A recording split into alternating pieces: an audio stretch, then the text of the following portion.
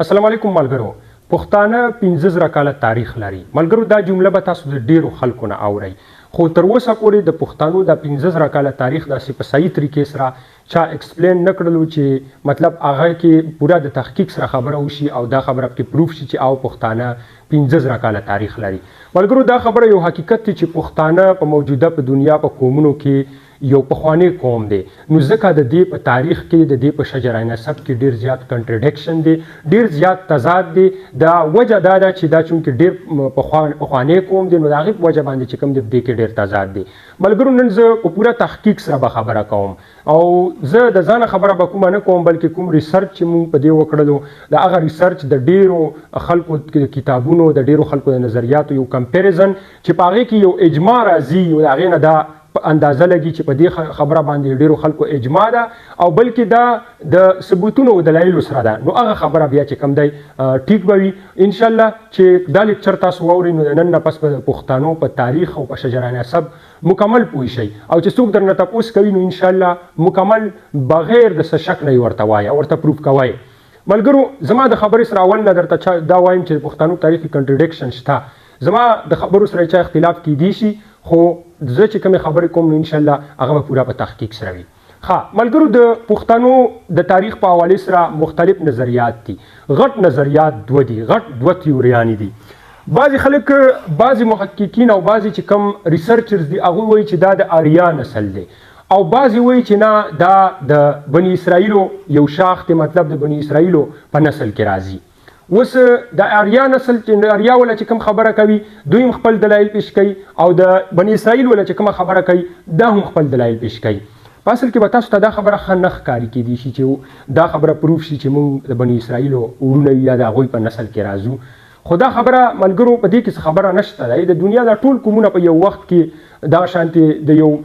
یو پلار یو بیا وروستو یو کېدل، نو ضروري نه ده چې مطلب موږ د هغوی سره یو ځایوالی ولرو، په دې کې د هغوی سره موږ مشابهت راشي یا په دې کې موږ کوم غلط نه، دې کې داسې هېڅ خبره نشته. په یو وخت کې بني اسرائیل دا الله ته یو خوښ قوم او الله تعالی په خپل هم په قرآن کې وایي چې بني اسرائیلو ته موږ په نورو قومونو فضیلت ورکړی وو، ډېر زیات فضیلت مو ورکړی وو. ټیک ته ځکه نن سبب دنیا کې ځان ته نیغ کېږي که نه. ملګرو د آریا ولا خبرې نه به واورو، به وروستو بیا ووایم چې آریا څه حساب دی،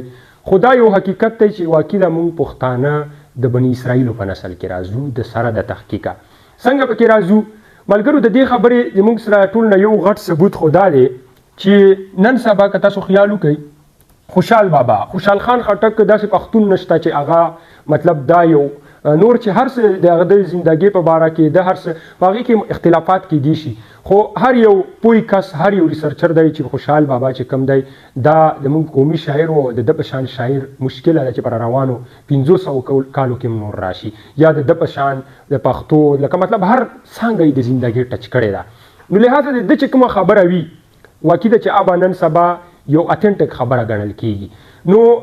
دا خوشحال بابا په خپل اشعارو کې د ده یو شعر دی او په هغه شعر کې د دنیا دا ثابتېږي چې پښتانه د بني اسرائیلو سره د هغوی په شجره نسب کې راځي او دا د حضرت یعقوب علیه السلام اولاد دی. پښتانه په اصل کې د حضرت یعقوب علیه السلام اولاد دی. څنګه دی وایي په خپل شعر کې وایي چې په ښایست باندې ختمه دا وینا ده،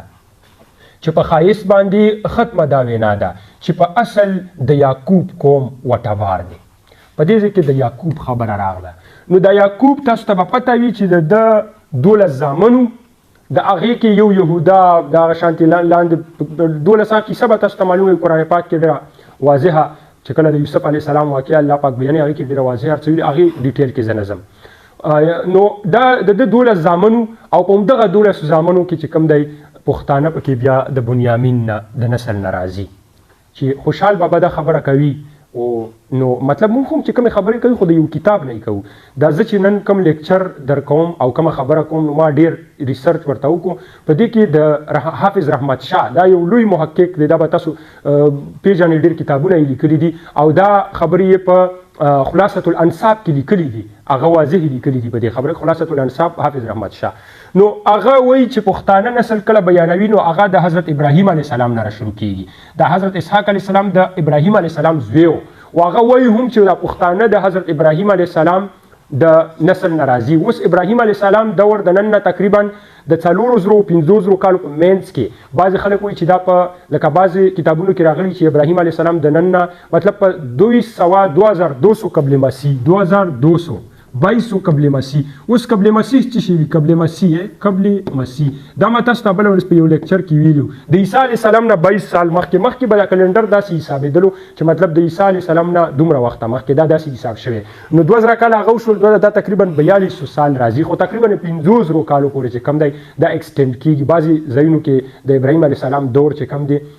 دا 15 کاله دی اخ کېږي نو په دې وجه موږ دا وایو چې پښتانه 15 کاله پخوانی قوم دی او پخوانی تاریخ لري چې ابراهیم علیه السلام دومره وخت وشولو دی اوس دا په مینځ کې مطلب 500 کالو نه نږدې او د 400 کالو نه زیات نو آلموسټ 15 کاله نو ابراهیم علیه السلام او نمرود چې په کوم ځای کې دا معرکه راغلې وه دا د اور وله نو دغه علاقې ته هم اور نوم اخلي اوس د دنیا په یو ژبه کې هم اور ته اور نه وایي په عربي کې ورته بدل نوم اخلي نار نوم اخلي ورته دا شانتې په نورو زبانونو چې دې ځای ته اور وایي نو اټس مینس چې د ابراهیم علیه السلام او دا نمرود دا هم د پښتنو په هغه کې راځي دا اصل کې د پښتنو نسل د پښتنو بنیاد د دغه ځای نه شروع شولو نو دا په دې کتاب کې ښه واضح لیکلي دي نو د ابراهیم علیه السلام نه بیا اسحاق علیه السلام او د هغې نه بیا یعقوب علیه السلام ټیک ده د یعقوب علیه السلام نه بیا بنیامین ټیک ده د هغې نه بیا باکورتا بیا سرور بیا ابیل بیا کیس بیا طالوت دا یو بادشاه دا اصل کې په دې ځای کې سلیمان علیه السلام په منځ کې راځي خو ما خلاصه لیکلې ده اصل کې که تاسو بهرو ملکونو ته لاړ شئ نو بهرو ملکونو کې د عربیان پښتانو ته سلیماني وایي داسې درته نه وایي چې ته پښتون یې درته وایي چې ته سلیماني مطلب د سلیمان علیه السلام هم په اصل کې بلکې عباسین یوسفزی دا هم وایي چې د سلیمان علیه السلام دا چې کم هغه عادات د کم هر څه یو څه بل څه یو دا د پښتنو په شان و لهذا دام پښتونو سلیمان علیه السلام د ده په باره کې اوس د دې خبرې سره اختلاف کیدی شي اذان نه خبره ده نو بیا د ده نه لږ غوندې وروستو بیا طالوت و بیا طالوت دا یو بادشاه تېر شوی دی تاسو د ده په باره کې به کیدی شي تاسو بعضې خلکو سټډي کړي وي بیا د ده زوی ارمیا اوس د ارمیا ته افغانه ویلی شو د افغانه ټکي بیا بدل شو او دا چې کوم دی افغان ته جوړ شو لهذا د پښتنو د ټولو نه پخوانی نوم چې کوم دی د افغان دی دا نور نومونه وروستو دا بیا څنګه راغلل پښتون یا پټان دا هم درته ویم مخکې خو د پښتنو چې کومه پخوانی شجر نسب دی چې کوم زیات کنټرډکشن دی خو په دې خبرو کې په دې باندې د زیاتو خلکو د زیات چې کوم محققین دي ریسرچ کوي ریسرچرز دي د هغې په دې خبرو باندې اجماع ده او وایي چې او پښتانه چې کوم شجر نسب دی دا دې ځای نه شروع کېږي او دې ځای راځي اوس داسې هم کېدی شي چې آریا ولا کومه خبره کېږي نو په پښتنو کې کېدی شي یو قبیله د آریا نه هم وي ځکه چې پښتنو کې داسې ډېر زبانونه داسې پښتنو په منځ کې داسې په پښتنو کې داسې قبیلې شته چې د هغوی لهجې ډېرې بدلې دي کېدی شي چې پکې د بل ځای نه یو د آریا نه دا کیسه پکې راغلې وي خو هغه آریا په ډیټیلز کې زه بیا لیکچر ډېر اوږدېږي نو نن به صرف مونږ هغه خبره کوو چې کومه مطلب کومه مونږ په کومو باندې اجماع وي د ټولو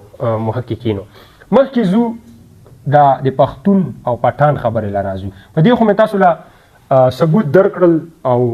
د خوشحال بابا شعر مې هم درته وویلو نو لهذا چې خوشحال بابا یو خبره کوي نو هغه یې موږ نه ښه پوهېږي اټس مین چې دا ډېر اتنټک ته اختلاف ورسره بیا هم کېدي کیس عبدالرشید والا خبره د دې سره هم به بعضې خلک وایي چې دا کیسه څه تاریخ نه لري خو په خلاصة الانصاف کې لیکي چې دا ټیک ده بالکل وای دا ټیک ده او کیس اصل کې چې کیس نوم یې بیا عبدالرشید ورسره وروسته ملګری شو دا د پښتنو په شجره نسب کې راځي د دې په باره کې داسې لیکل کېږي چې کیس دا د په مخکې وخت کې د نبي کریم صلی الله علیه وسلم په وخت کې و په هغه ټیم کې یو ځای و د هغه ځای نوم و پخت څه نوم یې و پخت دلته درته لیکم او په دې کې به دا کیس اوسېدلو ټیک ده دا کیس اوسېدلو د سره یو څو ورځې یو څو صحابه کرامو تېرې کړې بیا صحابه کرامو چې د عادات او اطوار هر څه چې د ده ولیدل نو دوی ورته وویل چې یاره د ستا ټول دا چې کوم عادات دي دا خو د مسلمانانو په شان دي په کار دی چې ته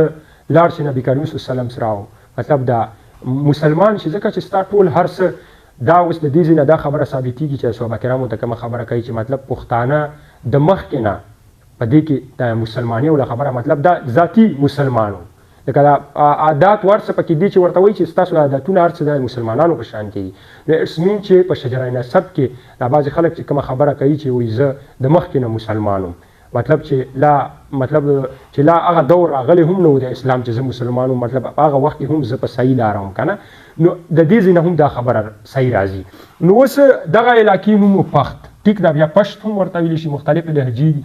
نو د پخت بیا داسې کار وشولو چې د ځان سره کیس د ځان سره 40 کسان کړل او لاړلو نبي کریم صلی الله علیه وسلم له. نو نبی کریم صلی الله علیه وسلم له چې لاړلو هلته هغه سره چې کوم څه طریقه کار و د مسلمانۍ هغه شان مسلمان شو او دنه یو صحابي جوړ شو، کیس عبدالرشید رضی الله عنه هم بعضې کتابونو کې لیکلي دي. نو دا هلته مسلمان شو نبی کریم صلی الله علیه وسلم له. دې چې کله ورغلل نو تاریخ داسې لیکي چې دوی له سره کله نبی کریم صلی الله علیه وسلم لاس میلاو کړلو، نو د دوی د باډې د لاسونه ډېر سخت و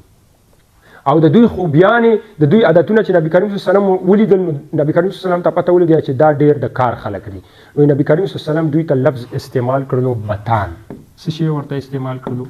بتان. اوس د بتان دا د عربي لفظ دی.